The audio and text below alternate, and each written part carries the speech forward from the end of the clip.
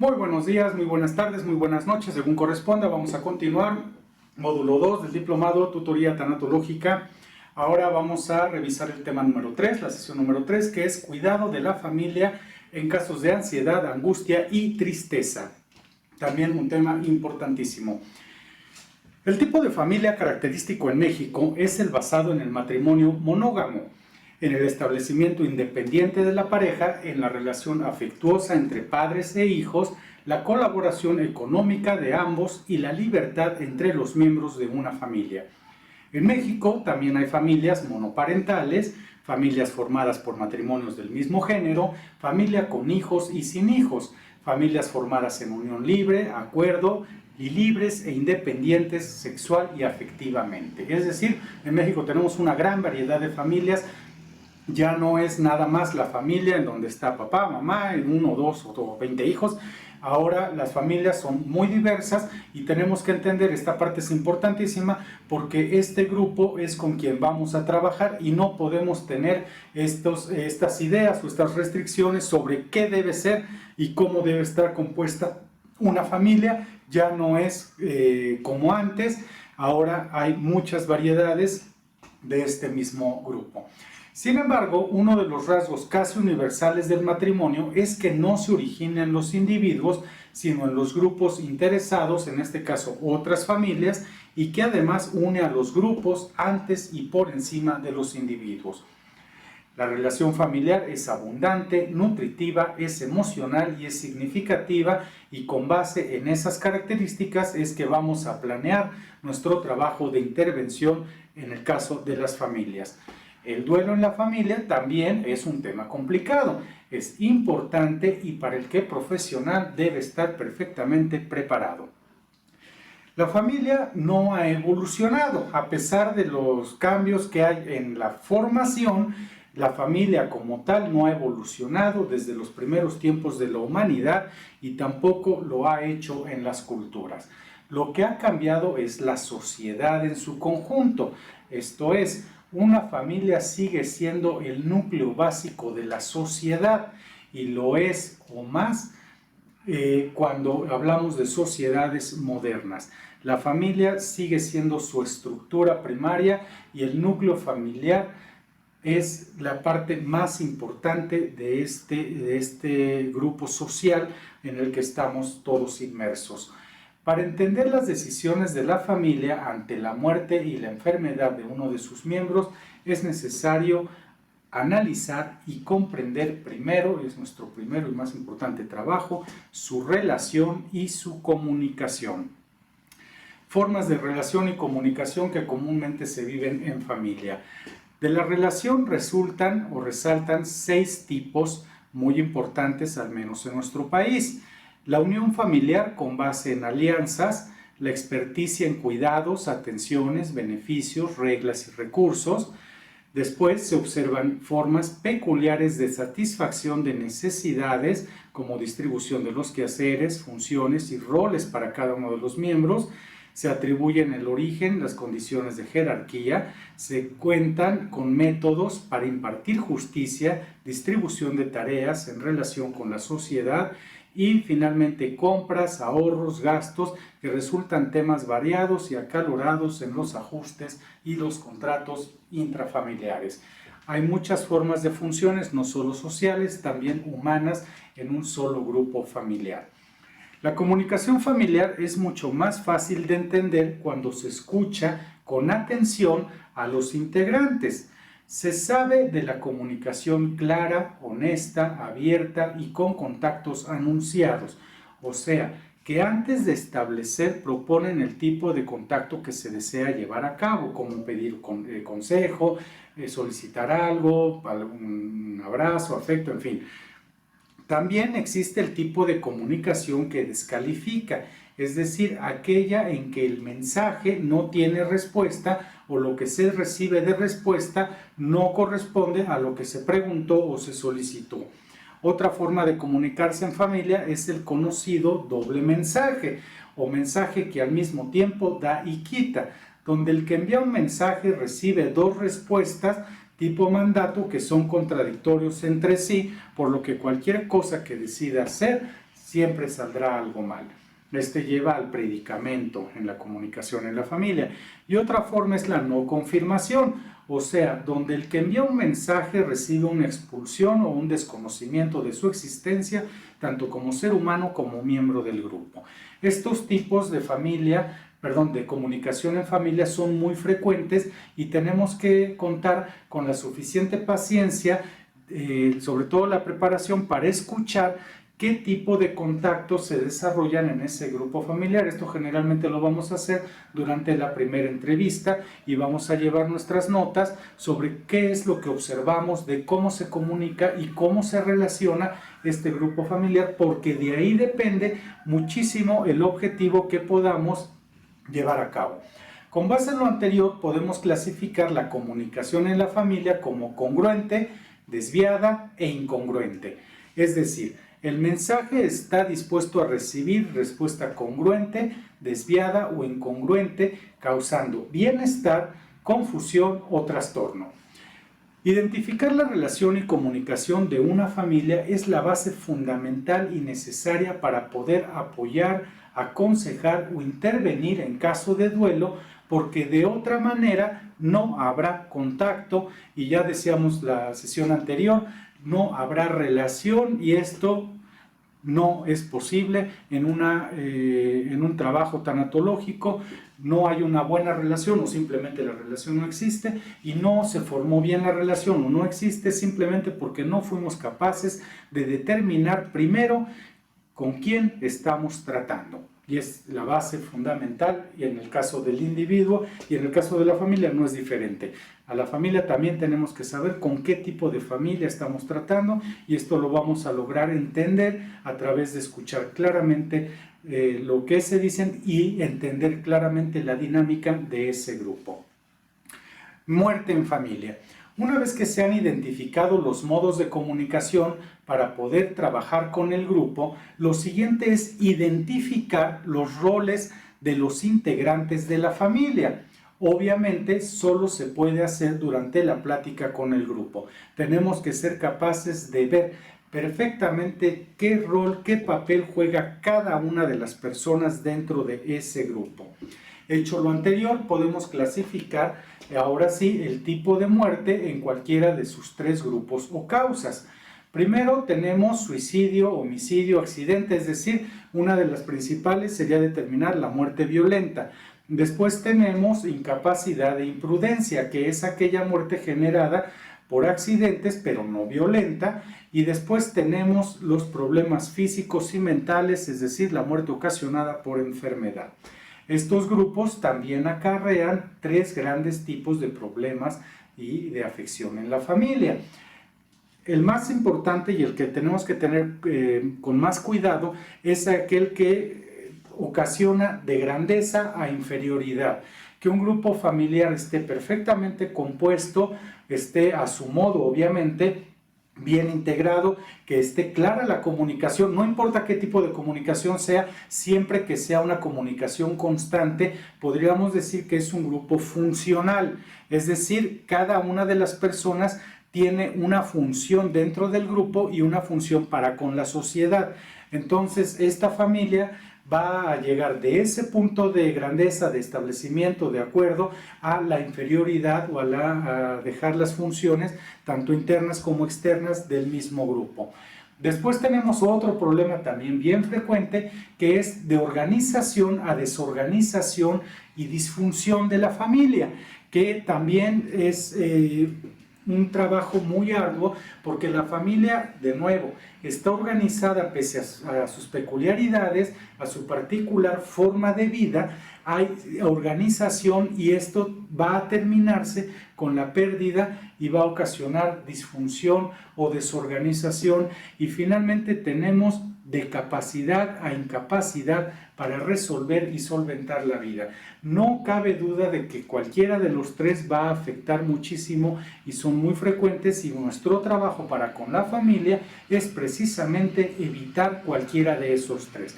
Por eso, resumiendo, entonces tenemos identificar el tipo de familia, después identificar la función o la forma en la que se comunica esa familia, Después identificamos los roles que juega cada integrante de la familia. Esto nos va a servir de marco para poder entender el tipo de muerte o de pérdida al que nos estamos enfrentando. ¿Para qué queremos saber eso? Para saber qué tipo de afectación está presentando esta familia y poder diseñar nuestro plan de trabajo con base en la afectación real de esa familia, no supuesta por nosotros. Y tampoco, aquí es bien importante entender esta parte, tampoco es que la familia nos diga nosotros estamos desorganizados. Es importante escuchar esta parte, esta declaración, es importante darle validez a esta declaración. Sin embargo, no podemos quedarnos solo con ello. Tenemos que explorar, tenemos que entrevistar, tenemos que platicar durante esta primera sesión, durante esta segunda, 2, 3 intervenciones, para poder delimitar claramente qué es. Si coincide lo que nos está reportando, pues qué mejor, pero generalmente no va a coincidir, porque una cosa es lo que siente la familia al interior y cómo lo está manejando, y otra cosa es lo que nosotros podemos observar y obviamente acreditar perfectamente bien con base en lo que estamos nosotros viendo y de nuestro conocimiento.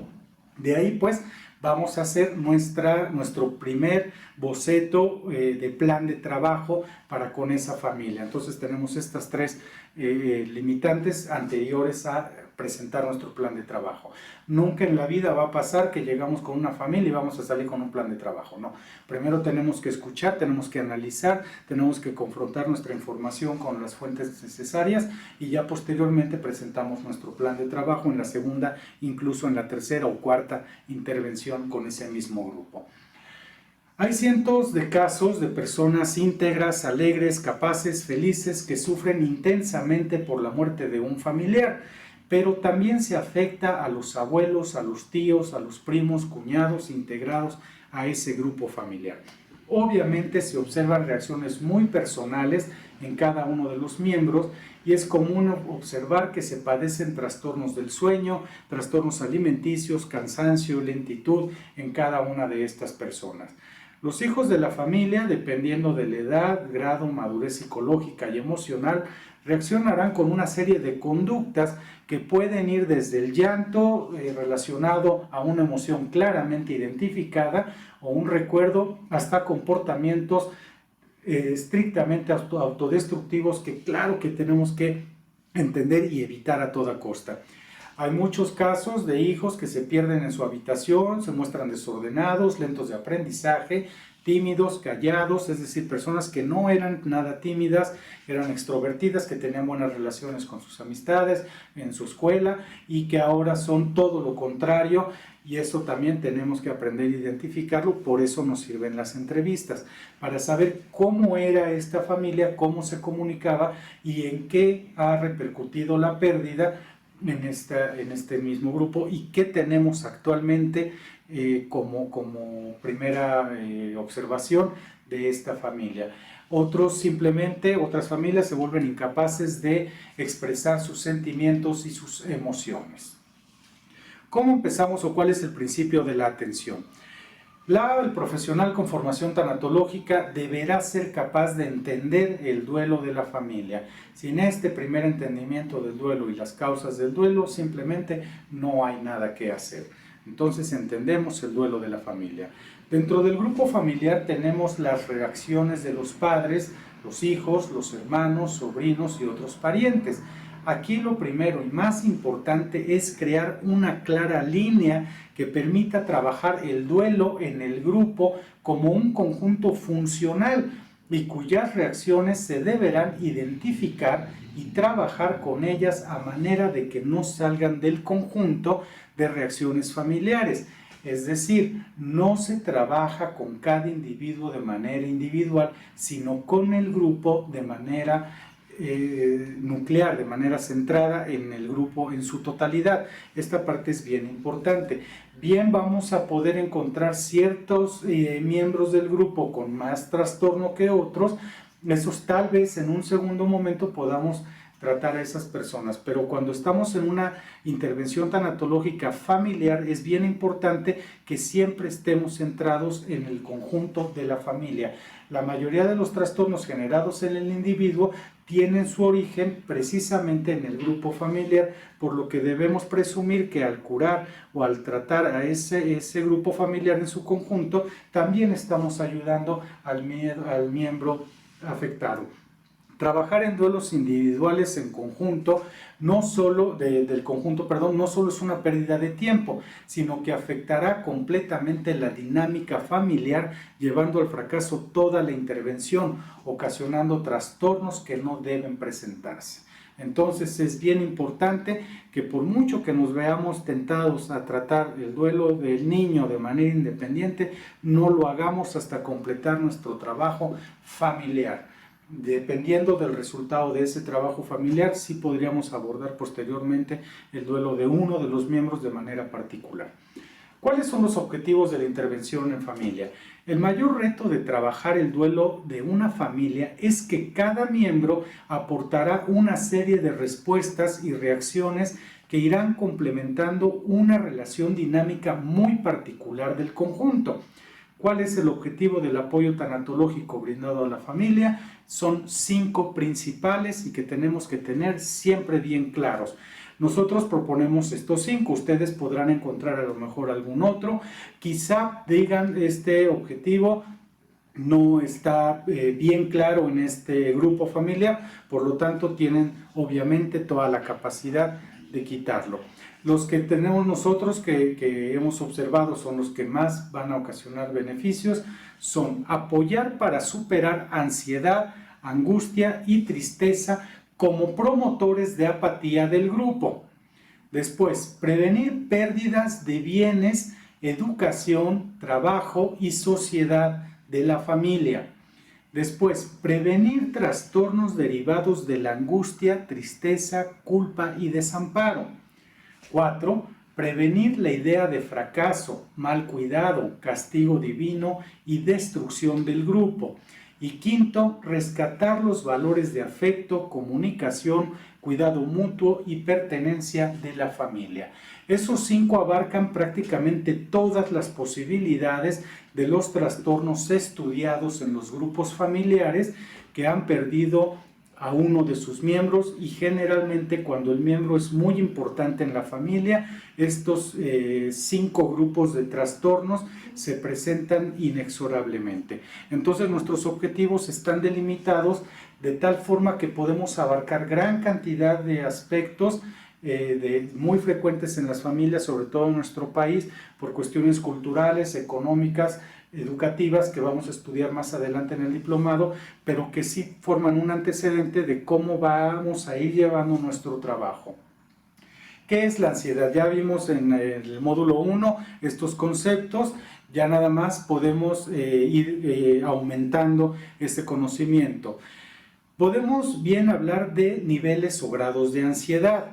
Un nivel de manejo cotidiano, el primer nivel de ansiedad sería salir de la casa, ir tarde al trabajo, tener una discusión, en fin, esos son niveles de ansiedad que podemos fácilmente trabajar sin necesidad de ningún apoyo.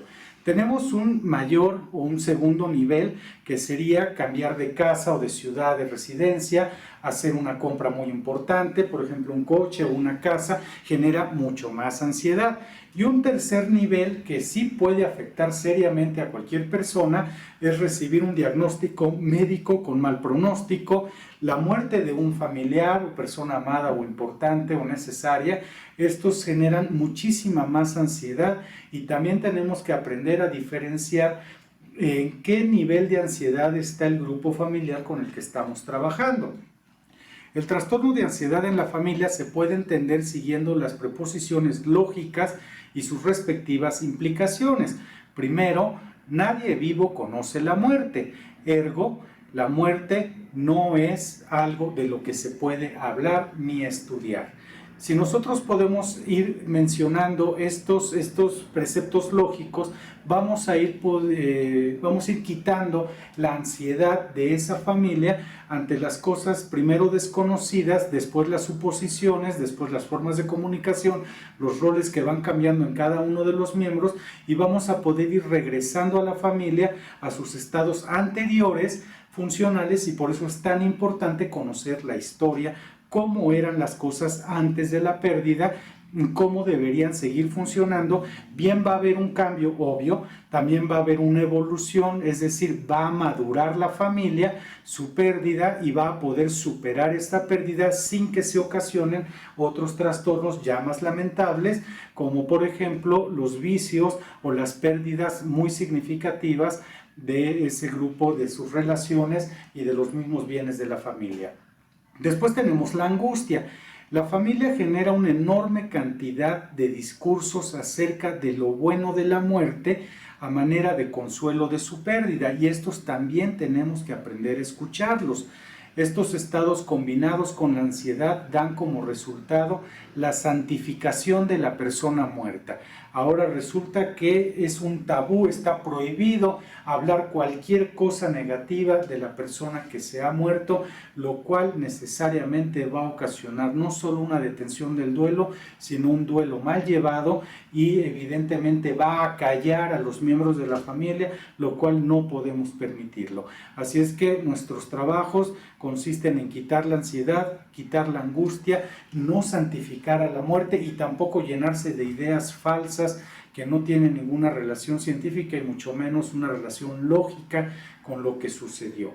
Las personas no deben ser santificadas, no en un primer momento del duelo, sino posteriormente se irán encontrando sus virtudes, y esas virtudes serán recordadas como significantes de esa persona y de su vida importante en el grupo familiar, pero no en este primer momento. La familia tiene que ser capaz de regresar a un estado de coherencia entre lo que sucede, lo que sucedió, lo que sucede actualmente y lo que sucederá.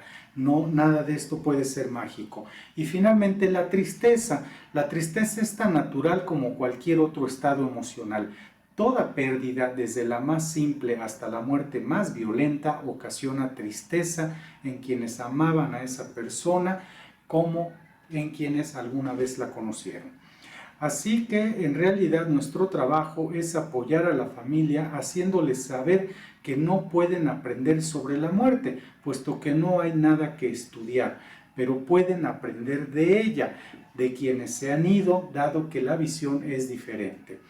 Tratar la tristeza en familia no es sencillo, porque puede transformarse en verdaderos problemas en todas las esferas de la vida. La familia atraviesa por un momento difícil y su trabajo como tanatólogo, consiste en hacerles saber que la muerte deja espacios y preguntas, la imperiosa necesidad de saber que quien se ha ido está bien, apoye para encontrar esas respuestas con la única condición de que sean verdaderas.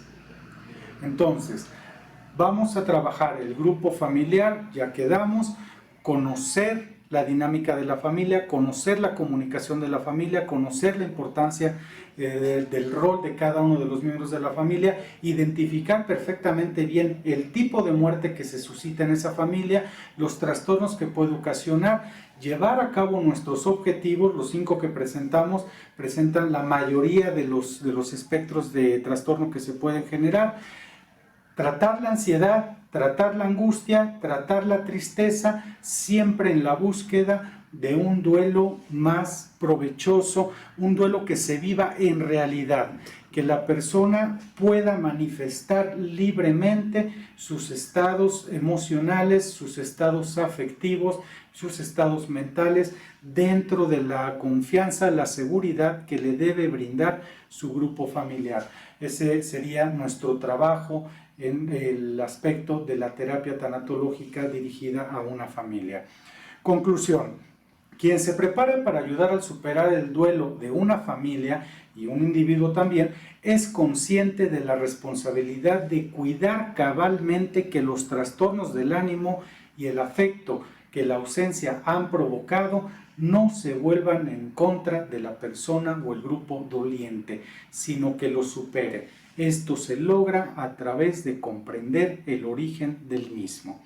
Cuando la familia sustituye su conducta habitual ante determinada cosa, cuando pasa de ser una familia alegre, integrada, limpia, a no ser las cosas, a no estar al pendiente, a no ir a la escuela, a no ser productiva, a no ser socialmente lo que era, entonces tenemos un problema que hay que resolver. Tenemos casos muy lamentables de familias totalmente destruidas que perdieron incluso fortunas a causa de la muerte de uno de sus miembros y a causa de que no se trató adecuadamente este duelo en el grupo familiar que lo vive, no en el individuo, sino en el grupo. Pues espero que este video sea de utilidad, les agradezco mucho la atención,